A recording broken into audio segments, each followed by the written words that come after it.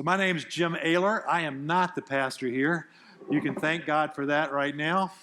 Our pastor Josh and Claire, they had a baby Friday. Isn't that great? Hezekiah, I mean, I've heard of some lame excuses for skipping church, but man, having babies, I don't know about that one. So my name is Jim Ayler, and my favorite show of all times, TV show, was Sledgehammer. Wasn't that a great show? Oh, you're looking at me like you. Has anybody ever seen that show? Nobody seen that show? Well, no wonder the ratings were okay, there's one. Okay, we're the ratings right here. But Sledgehammer was the greatest show ever. I mean, I loved it. It was and I'll explain it to you because most of you didn't see it, but it was a kind of a spoof on cop shows. It was kind of a takeoff on Dirty Harry. It was back in 1986. Some of you may not have seen it because you weren't alive then. But it was a great show. And if you ever want to understand my sense of humor, watch some Sledgehammer. And if you guys online are looking, you're getting offline on the church right now and trying to look up this show, go for the episode about the serial killer who would only kill Elvis impersonators, okay? But anyway, the show was great. I laughed, and the ratings are growing for that because I made my kids watch every episode and my grandkids now, and so they know that. But the takeoff is of this cop who, he wears the mirrored sunglasses. He's always tough and stuff, and he treats a jaywalker with the same disrespect he would a serial killer. He's that kind of cop, and he's just, oh my gosh. But anyway, he has this huge gun that when he sleeps, it's on the pillow next to his head there, and he always talking to his gun. Should we shoot this guy or not? That kind of thing. But in every episode, somewhere in there, he would say, "Trust me, I know what I'm doing." And when he said that, you knew things were about to go south.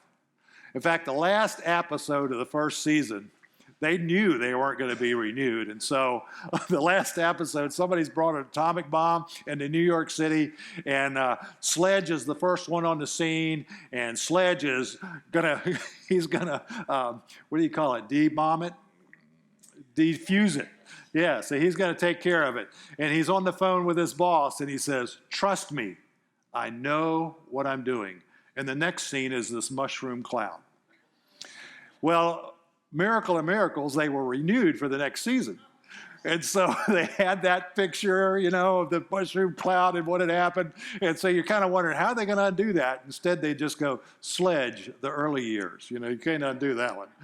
But anyway, trust me, I know what I'm doing. I guess I could relate to that show because I've known a lot of people through my life that have said, "Trust me, I know what I'm doing." I bet you've had that too. I bet you've had a boss somewhere along the line that said, "Trust me, I know what I'm doing." I bet some of you in this room are bosses, and you say to your employees, "Trust me, I know what I'm doing." Or your spouse who is about to invest all of your money into some kind of investment. "Trust me, I know what I'm doing." Or maybe the government or politicians may have said to you, "Trust me, I know what I'm doing." Or maybe a journalist that says, "Trust me, I know what I'm writing about here." Have you ever had any of that sort of stuff? Yeah, I bet you have. Well, in fact, Josh isn't here, so I'll say, I bet you've had pastors that have said, "Trust me." Yeah. He's probably watching. I didn't mean it, Josh. You can always trust Josh. But that's interesting. People always want us to trust them. And we always want people to trust us. But some people are more trustworthy than other people. But I will tell you a little secret. Nobody can be trusted completely. Nobody. I mean, you can put a lot of faith in somebody and trust them. And I have found that some of the people you trust the most kind of end up letting you down. Because life can get to the place where they can't handle it anymore. And so they let you down. It's a sad fact. But now Jesus is a different story. Jesus says to us, trust him. And you can trust him. And he always comes through. He never lets you down.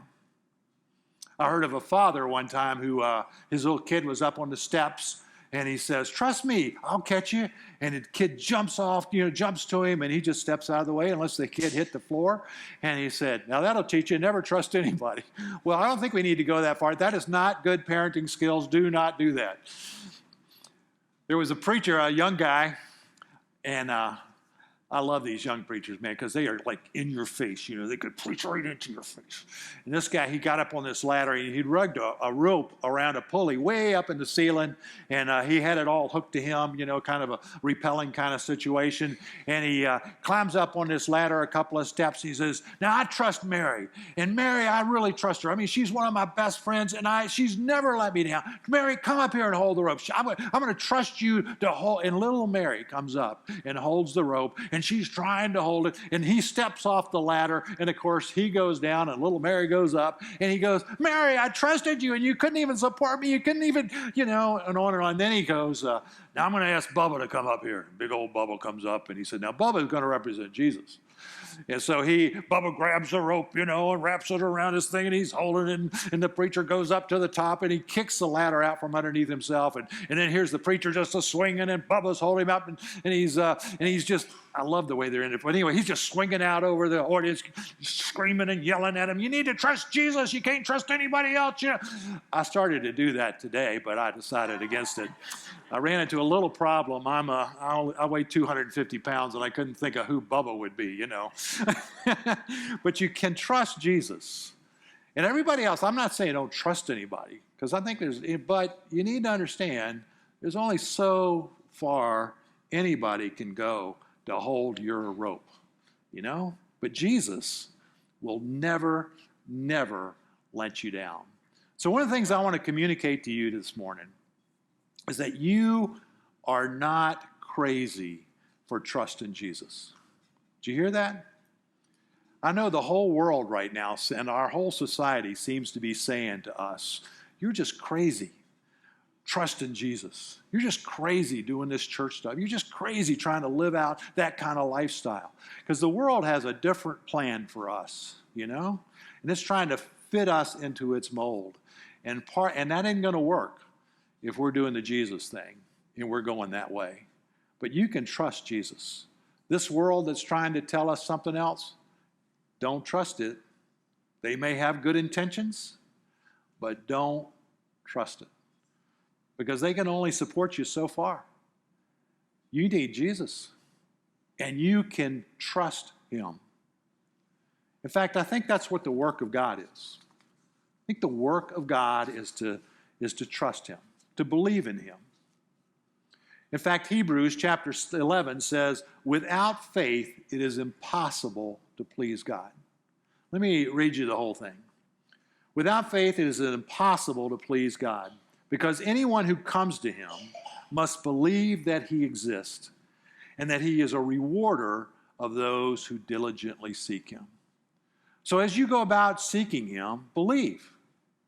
Believe in him. I was a professional Christian. That means I was paid to be a Christian. I was a pastor for like 40 years, and maybe 45. I was kind of lazy, so let's just roll it down to 15 years or something like that.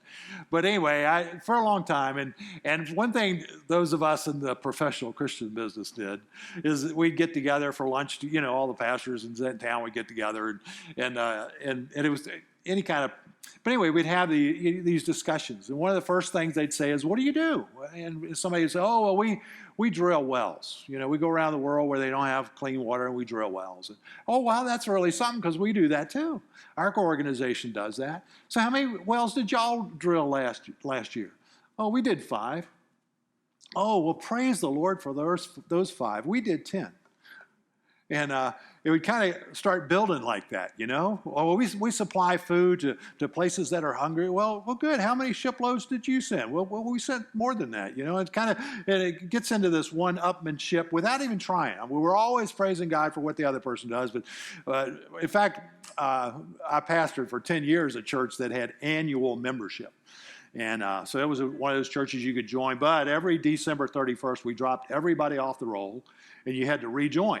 So every January, we kind of pushed membership, and we'd have everybody rejoining. And so I loved going to the pastor's lunch, at the end of January, because somebody would say, oh, I just want to praise the Lord. We had 5 people baptized at our church Sunday. And everybody go, oh, that's really good. And somebody else would say, well, that is really good. We praise the Lord too, because we had 8. And then I wait for just the right moment. I'd say, well, we had 160 people join our church Sunday. And the Sunday before that, we had 200, And they'd all go like this, And then one of them said, oh, you got that annual membership thing. I always get busted. But I love doing that. But what is the work of God? I mean, really, what is the work of God? I heard about a guy that discipled 50 people a year. 50 people a year. I don't know about you, but I can't do that. I can't do that kind of work of God. I just can't. In fact, I'm retired now. And you know what I do? Nothing. So when I go to these pastor lunches, I'll go to them because it's free food. And but those guys are telling all the stuff they do, and I'm sitting there going, I don't do nothing. But I do, you want to be a part of the work of God, though, don't you? I mean, after all, He saved me. He forgave me. He's trying to set me free. Over the years, He's solved my problems one at a time, But what is the work of God? But did you know that Jesus answered that question?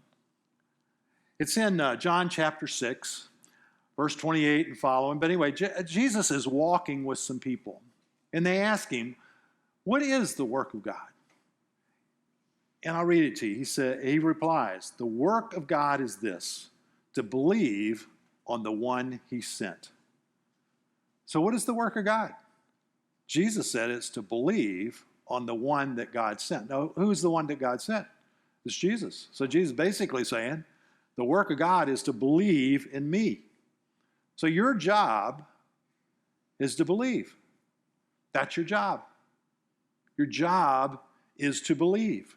Now, that's harder than it may sound. I had lunch with a pastor this week. I think over the last 2 months, he's done 6 funerals. And he was really kind of down in the mouth of it. That'll kind of wear on you, But as he's talking about that, I'm thinking, well, what's harder? To do 6 funerals or to say to this mountain, get up and be moved into the sea? To believe is harder than it sounds.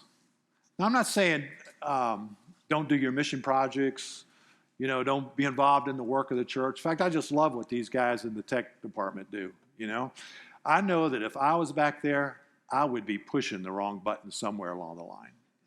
Things would go south real fast if I got behind those boards and said, trust me, I know what I'm doing.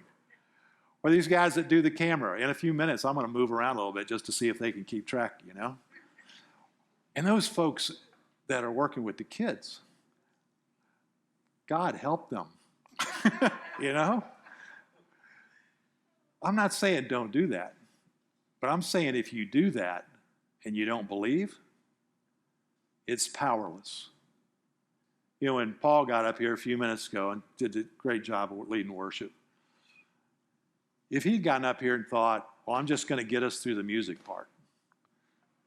But when he got up here, you could kind of tell, you could kind of sense, he believed that God was going to use him to bring you before the presence of God.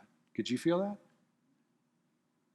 When these guys are working back here on the tech stuff, if they do that without believing, they're just pushing buttons. I showed up for one of the work days here. One of them. Did you hear that? I mean, I am a workaholic, And my job was to spray the stuff that grows in the parking lot, By the way, if you're having trouble growing your lawn, all you really need to grow good, vigorous grass is a crack in the sidewalk. That's all you really need. And so my job was to kind of spray those things. And I could have gone through that. But, if I went through that believing that God was going to use that God was somehow, He was going to have people drive by the church and look how well they keep up their church, man. They must really be proud of it. They must have something really good going on there. I need to try that place out one of these days. Or however God uses that kind of thing. A lot more power would be in that job than if I just went at it. So our job is to believe. Our job is to believe. Listen to this. This is what Jesus said in Mark 11. Therefore, I tell you, whatever you ask in prayer, believe that you have received it, and it will be yours. And in Matthew 13, it says he could not do many miracles there because of their unbelief. Think of that. Jesus comes to town, and he can't do anything there because of their unbelief. I know a man that was bedridden. He died a few years ago, and he was bedridden, I think, for 15 years. But somehow he got it in his head that he was supposed to pray for slaves, human trafficking thing, in several countries. And he felt like it was his job to not just pray for that, but believe that God was going to do something there. He never got out of his bed. But there is evidence today that his prayers, that his belief worked, that people were set free. Isn't that amazing? I know a guy that knows a guy. Don't you love those kind of stories? I know a guy that knows a guy who knew this guy that prayed 6 hours a day for the last 20 years of his life. And he, near the end of this guy's life, he went to see him, and he's an old man. But anyway, he goes to see him, and he's talking to him. And he says the guy is kind of, how old guys sit in the chair, and they're kind of doing this, and they're barely there, and they look like they're going to fall asleep on you at any minute, And he says he's asking him questions, and he'd kind of mumble out answers. And he said, he finally asked him, in praying 6 hours a day, for 20 years. Did you learn anything? And he said when he asked that, this old guy kind of came alive, and all of a sudden it was like he got shocked. And he leans forward and he goes, did I learn anything? Did I learn anything? I learned that he's alive. He's alive. It's amazing what you can do by believing. Like I said, I was in ministry for a long time, and so I get the question now, so what would you have done different? Oh, I ain't going to confess that to you. But I will tell you this. If I had one do-over, I would believe more. I would believe more. I would go about doing whatever it was I was doing, believing more. Every morning I've gotten to the habit, I've done this for 8 years, so I'd say that's a habit. But every morning when I get up, I get my journal, and I ask God 3 questions. And the first question is, God, what do you want to do today? And I'll listen. Also get out my calendar, and it's pretty obvious what he wants me to do that day. Sometimes I'll get a surprise assignment, But God, what do you want me to do today? That's my first question. Second question I ask is, God, what are you saying to me today? And on that one, I really have to listen. And I'll be honest with you, probably 3 days a week, I hear him say something. And I see what he's saying in my life. And then the third thing I ask him, it is the most important question. I ask him, God, what am I believing you for today? I've kind of learned over the years that it's best for me, instead of me making up stuff to believe, I need to ask him, what do you want me to believe? And what am I believing you for today? And it's amazing how God works those things out. This week, my wife and I had an overnight guest, and who kind of knows how to push our buttons, and kind of not the easiest person. And so I wrote down in my journal, God, I'm believing you for this visit. And it was amazing what God did. And I think he did it because my wife and I were believing him. You know what your job is? It's to believe. So I want to make a promise to you. Often when in these message things, we end up with, what commitment are you going to make? But let me just tell you what my commitment to you is going to be. In the mornings, when I answer that question, God, what do you want me to believe in today? I'm going to start believing bolder things, bigger things, greater things. And I'm going to start believing greater things for you. Is that all right with you? Okay, good. Well, watch for that. Because I'm going to believe, and you watch for the results. Will you do that? Okay, good. So what do you believe in God for?